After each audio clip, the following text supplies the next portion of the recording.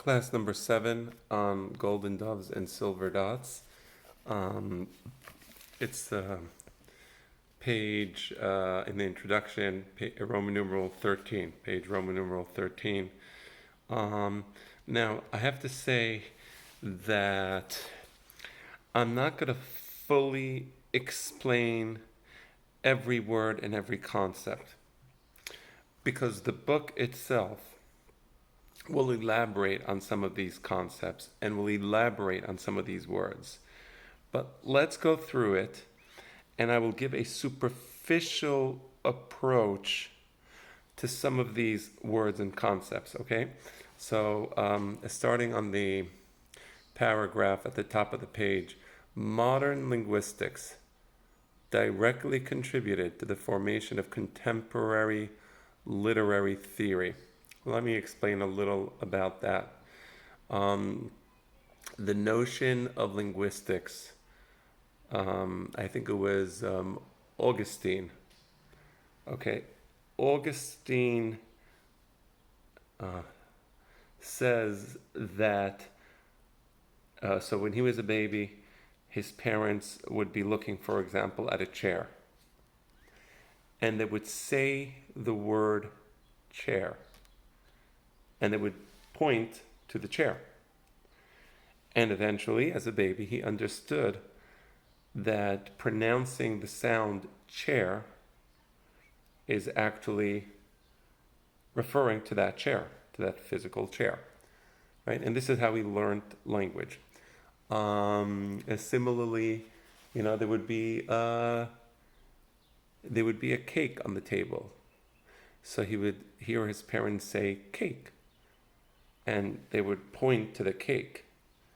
So he established the relationship between the word cake, the sound that we utter, the sound being cake, and the actual physical cake that's on the table.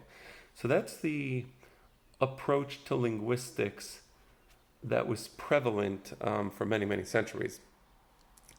And then came Ferdinand de Saussure, and he developed a new approach, a structuralist approach, which we are going to be reading about. But I want to tell you a little about what that approach is. And I know at first you're going to say this doesn't make sense, but I do want to try to explain to you a bit, because we're saying modern linguistics directly contributed to the formation of contemporary literary theory, modern linguistics. And I'm going to tell you, I gave you the old version of linguistics as in Augustine, and I'm going to give you modern linguistics as in Ferdinand de Saussure. So Ferdinand de Saussure, he has a concept of signifier and signified. Let's go back to the word chair.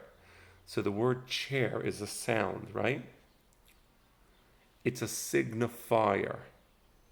The sound chair signifies something else. But what does it signify? So Augustine will say it signifies the actual chair, the physical chair in the physical world. Whereas Ferdinand de Saussure says, wait, hold on one second. It doesn't signify the chair in the physical world, but rather it signifies the concept of chair. Okay? Well, why is that important? You say, well, who the heck cares? I mean, the concept of chair, isn't that the chair? It has to do with, it's really deep and it's really subtle. And if this is the first time you're hearing this, I don't expect you to fully understand it. I didn't fully understand it the first time or the second time or even the third time, but just bear with me. Let's go back to the concept. Let's use the word bread. Okay?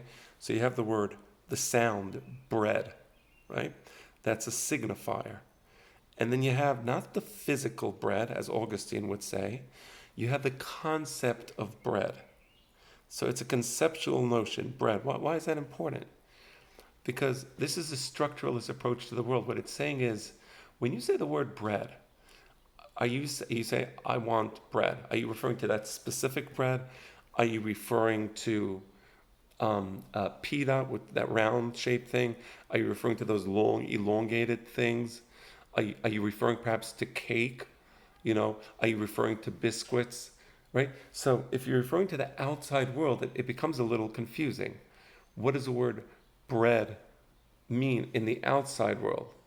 But if you think of bread as a concept, then things become a little more clear, and I'll explain why. You have the word bread, right? Now, it's a concept. It's part of a larger structure of things because you have bread, and bread is a subcategory of a larger circle called food, right? Now, within the food, which is a particular structure, you have fruits, you have vegetables, you have baked goods, such as bread, which is baked, and bread is baked is something that is a result of dough that's baked, right? So now you have these concepts and you have these structures, right? And then you have people and you have animals, and people eat food and animals eat food. And within the context of the food eaten by people, you have this food called bread. So you see at the conceptual level, things are a bit more precise. Meaning, when you talk about structuralism, bread doesn't exist as an independent object. And here's the point. Here's the point. Bread exists in relationship to other things. Bread exists in relationship to cake, in relationship to cookies. Bread is not a cake. Bread is a baked good that is not a cake. Bread is not a cookie. It's a baked good that's not a cookie. Bread is not something that one would make out of, for example, meat. Bread is not something that somebody would make out of vegetables. It's made out of grain, right? So bread exists in relationship to other things, right? That's the idea of structuralism, okay? And that, as I said, was developed by, among other people, by Ferdinand de Saussure. There's a lot to say about that, and I know this is really like just touching, scratching the very surface. But this is structuralist thinking. Why is this important? Because the Hachamim, they thought structurally. The wisdom of the Chachmei HaGemara was a structuralist wisdom. And if you don't understand the thinking of structuralism, you would have problems understanding the thinking of Hazal.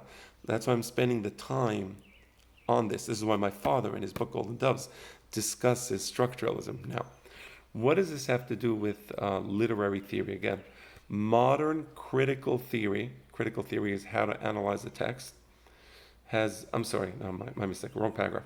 Modern linguistics, right? What I just said, my explanation of structures, how there are signifiers and they're signified, and the signified are actually concepts, and they're concepts that exist within a structure, right? So there's food, within food you have baked food, within baked food you have things that one would eat as part of a meal that is baked in an oven and has a particular taste and has a particular consistency and has a particular shape. Okay, so modern linguistics directly contributed to the formation of contemporary literary theory. Let me explain to you what that means, the formation of contemporary literary theory. So before, let's say, the 1920s, you had what was called formalism. So if you were to analyze a text, you would analyze the text and you would say, for example, a novel. So this novel has an introduction, right, which explains, the background. And then the novel has a story, which from the background, a particular storyline develops. Something happens between people, there's some tension, there's some conflict, and then the novel has a conclusion. So you would analyze the novel as an independent unit. That's formalism. In the structure, after the structuralist approach to language, it also changes the way we view literature and the way we view written or oral texts. Namely, now the text exists in relation to other texts, right? It's not just a closed system, right? But here's the punchline. I keep saying, okay, here's the punchline. I gave you the punchline before in the case of linguistics. The punchline being that in the structuralist system, the signifier doesn't refer to an actual physical object. It refers to a concept. In the contemporary literary theory, which came as a result of structuralism, now there was a relationship between the reader and the text. The text was no longer just a closed unit, right? that symbolizes a story outside of the text. But now the text becomes a conceptual unit in the mind of the reader. Just like the signify now was a concept in the mind of the speaker of the word. So bread, signify refers to the idea of bread in the mind, and that's a structuralist idea. Bread can only be understood structurally relative to other things. In contemporary literary theory, that was based on structuralism, now there's a relationship between the reader, the thinking of the reader, and the text. So the reader now generates, I'm going to use the term in English, and I'll use it in Hebrew, hermeneutics. The reader now approaches the text in a slightly unique way and organizes the ideas of the novel within other ideas and in relative to other novels and relative to other stories, right? I'll give you a really simple and almost silly example. So you have, and I mentioned this in one of my other videos, you're probably thinking I go to Star Trek conventions in Las Vegas. I do not. I watched Star Trek when I was young. That's it. And we're talking about back in the 70s. Nevertheless, in order to understand Captain Picard, you would understand Captain Picard much better if you understand Captain Kirk, right? So that's a structuralist idea. You're always comparing the new generation of Star Trek, new generation. I think since then they had like about 75 different iterations of the Star Trek TV show. But nevertheless, my Becky Youth in Star Trek is not stupendous. But so you have the original Star Trek. These are the voyages of the Starship Enterprise. And then to explore strange new worlds where no man has gone before. And now in the new iteration, Star Trek, the next generation, where no person has gone before because man is sexist or inappropriate or whatever your political views are. And I don't get into politics. That's not my point here. But you understand the new iteration relative to the old one, right? It's no longer just a closed story. And things happen in the second generation of Star Trek, which you can compare to the first, and therefore you have a slightly different approach. Okay. Derashot. Hermeneutics are actually derashot. And what are these derashot? So derashot is when the reader generates new meanings in the text based upon the experiences of the reader. And the Gemara does this all the time. The Gemara has derashot, right? Where Hachamim have machlokot. And why are there machlokot? Because if you took the approach of Augustine, where every word refers to an actual existing object, then how can there be a machloket? The object is the object. But if you take the structuralist approach, where there are mental concepts, and you're trying to position these mental concepts, and from that you take the contemporary, the approach of contemporary literature, which is to say that these ideas are generated in the mind of the reader. Well, every reader has a particular background, right? And therefore the Hachamim and the Gemara, they make different derashot on the Pesukim, because they're not revealing the true objective meaning of the Pesukim, but they're interacting with the Pesukim, right? And that interaction itself generates meaning. That's exactly contemporary literary theory. The one based upon structuralism, because later on came Jacques Derrida and Michel Foucault, post-structuralists, and they went against the structuralist notions of Ferdinand de Saussure and others. I would say that the Gemara and the Chokhmah of Hazal is aligned with the structuralist and less so with the post-structuralists, because the post-structuralists just went off the deep end and they had their own political agenda, which I want to elaborate on, but a lot of that political agenda was a very Marxist political agenda, and part of the destructive forces in the modern Western world today are actually an offshoot of post-structuralist theory and post-structuralist thinking, and this was done intentionally by Derrida, intentionally by Foucault, who had a very specific agenda. That's politics. I'm sorry for digressing. Let's read now the text. So modern linguistics directly contributed to the formation of contemporary literary theory. And you see how. Concerning the new union of literature and linguistics, right? Because now that we have the linguistics of Saussure, it affected the way people approached text. Until now, the text was a closed unit, right? It was a closed unit in the sense that there is no new meaning to be derived from any particular text. It says what it says. It refers to an objective reality. The purpose of the reader is to discover the objective reality which was in the mind of the writer and which is now found in the text. And under the new contemporary literary theory, no, there's also a part there where there's hermeneutics, where there's derashot. There was also that, meaning not to the exclusion of what the author was trying to say. The author was trying to say something. That's called peshat. But on top of that, there is derashot. And at the derashot level, different perspectives, different conclusions. Okay, so Roland Barthes observed, a second principle particularly important in regard to literature is that language cannot be considered as a simple instrument, right? Exactly. It's not just that I see an object outside there, a dog, and now I'm going to form the word dog that will refer to that object outside of me. So that the word is just an instrument. I have the idea of dog, it exists there, and I'm just going to create this word which will refer to that. No, that's not correct. Whether utilitarian or decorative of thought, right? So now I see the dog, I'm thinking of dog, and I'm going to say the word dog only because I see it, and I want to express that idea. No. Man does not exist prior to language. Wow. I mean, if you're not saying wow now, well, you should be saying wow. I'm going to read that again. Man does not exist prior to language, right? Either as a species or as an individual. So why is it that I said wow?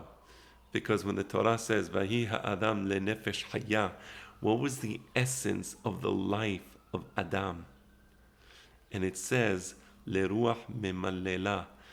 He was a speaking entity.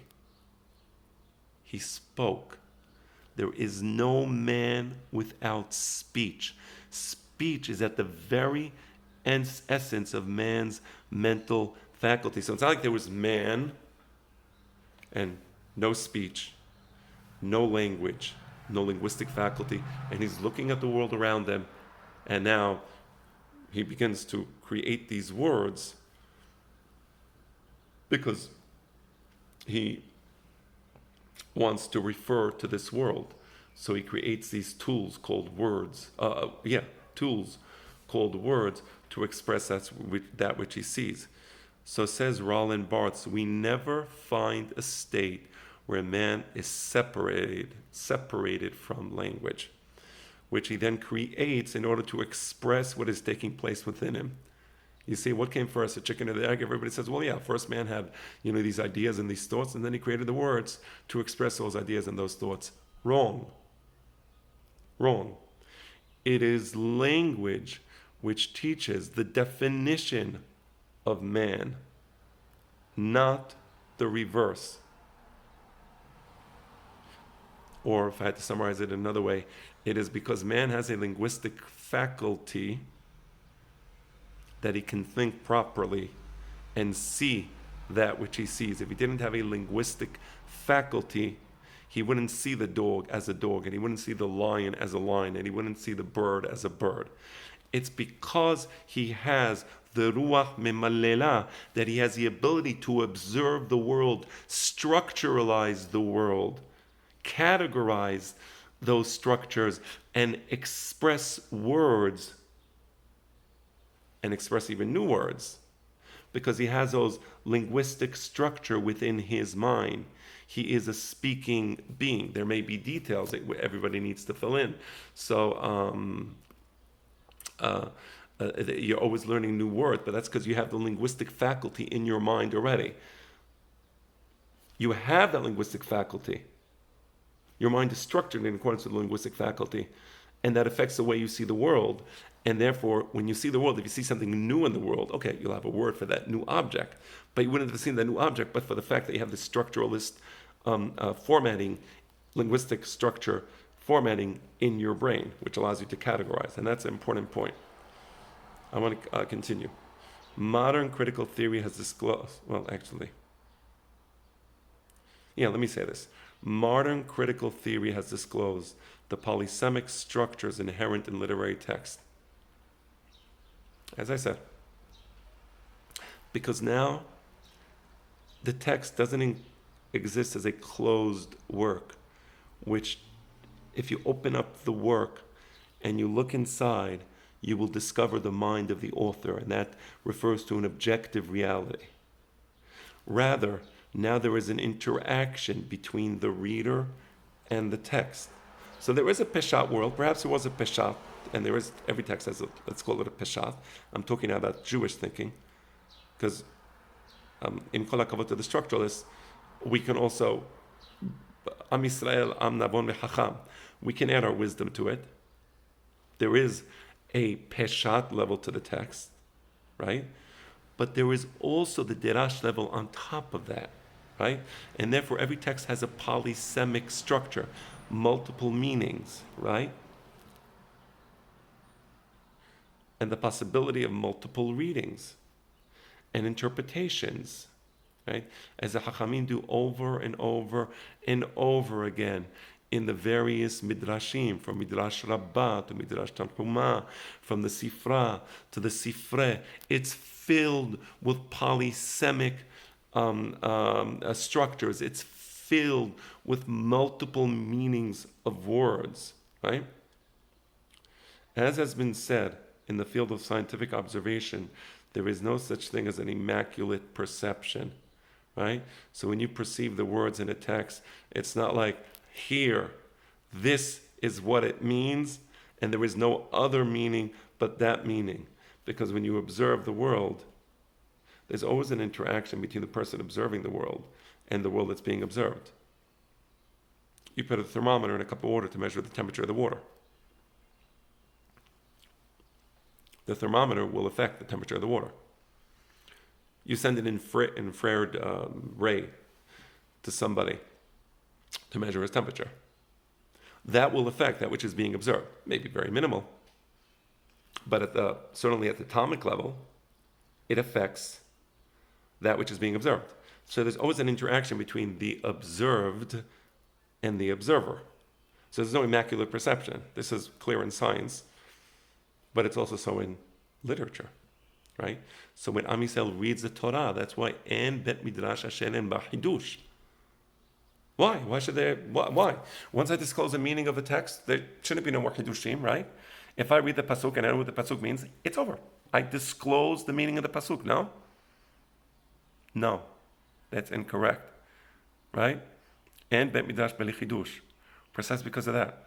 Because every time a reader looks at the pasuk, yes, there is a peshat level, not chas v'shalom putting away with the peshat level, but there is a derash level. There's new approaches, there's new interactions, there's new perceptions. Again, it's not a free-for-all, as long as it's not a derasha shel dofi. The only one who has a right to read the pasuk is the person to whom the text is nimsar, right? Not everybody can read the pasuk. Not everybody can make an interpretation. Not every interpretation is valid. I just want to be clear. It's not a circus, like the academicians and the biblical critics will have us believe. Right? There's a lot to say about this, obviously, and I'm like, keep going on these tangents, but let's just finish this paragraph. This involves a rejection of such notions as objective text and purely innocent reading, capable of discovering the empirical facts and of rendering a neutral criticism, right? There is no neutral text. There is no neutral criticism. Every time you read a text, you're coming from a particular perspective and a particular understanding. If you read the pasuk, "Ki esh karei had be'api v'tikad she'ol tahtit," you read that pasuk before Churban HaBayit, has one meaning. After Churban HaBayit, say, whoa, ki esh karei had be'api, the fire used to burn the Bet HaMikdash. Right? V'tikad she'ol tahtit, bar minan. Right? So as our perceptions, as our experiences develop, our perceptions change, and the interaction between us and the text changes as well. Right? Concerning the polysemic character of the Torah, this of the Torah can be subject to numerous interpretations. Shirim, panim, la Torah. Right? Not a great hidush, we all know that. The rabbis taught a single verse may unfold into many senses. One pasuk can have many pesukim. For example, right, lav shebichlaalot, lo tochilu al adam, right? Was it the Gemara? Samech Gimal, Masechet Sanhedrin, Samech Gimal, lo tochilu al adam. Has multiple meanings. Lo tochilu al adam, lo tochilu al shetitpalelu al damechem, right? And many interpretations there. Betin cannot eat if it's done dinei nefashot, and other interpretations. Okay. But a single sense may not unfold from two verses. That's really deep. A single sense may not unfold from two verses. That is so perfectly reflective of structuralist theory. What makes a bread a bread? Remember that like diagram? You have bread, you have cake, you have cookies, you have biscuits. A bread is because a bread is a bread because it's not a biscuit, because it's not a cookie, because it's not a cake. Right? What did we say here? It's really subtle. Two meanings, right? A single sense may not unfold from two verses, right? Because that's the whole point. Things exist in relationship to others, right? So the word bread exists in relationship to the word cake. So bread and cake cannot mean the same thing. That's the whole idea of the structuralist approach. Similarly, two pesukim cannot refer to the same halakha. That's why in the Gemara, you have this incredible series of derashot. Well, what does that word mean? Well, if that word means that, then the other word has to mean something else. It can't mean the same thing. Why can't it mean the same thing? Because the thinking of the Hachamim is actually a structuralist thinking. And that's why we're studying this, right? And I'm going to finish it now. Someone from the school of Rabbi Ishmael transmitted, "Is not my word like fire, said the Lord, and like a hammer that shatters the rock? Halo kol devari ka'esh ne'um Adonai uchfatish yefoses sala." Right? So you take a sledgehammer, you smash it against a stone. The stone is like the pasuk. The hammer is like the mind of the reader. What happens when you have the interaction between the hammer and the stone? Sparks flying in different directions. Each one illuminating something else is illumination. So that's the point, the conjunction between the reader and the text. Right? Just as each blow of a hammer strikes forth many sparks, so a single verse unfolds into many senses. One pasuk can have many meanings. Polysemic structure of the text. And with this, we have finished our initial entry into the thinking of the Hachamim. And you see how brilliant this work is, in that it used a particular theory of language, structuralism, which, by the way, didn't last for so long. If I'm not mistaken, it was around in the 50s, 60s. Then came Jacques Derrida and Michel Foucault, and they nixed it. And you see how that particular type of thinking, structuralism, is a bridge to the mind of the Hachamim, the real Hachamim, Hachamei HaGemara, Hachamei HaMishnah, the Masoret from Moshe Rabbeinu, right? The chain of wisdom from Moshe all the way down to Anshe Knesset HaGedolah, all the way down to Hachamei HaGemara, all the way down to Hachamei Andalus. And with this, we finish our class number 7.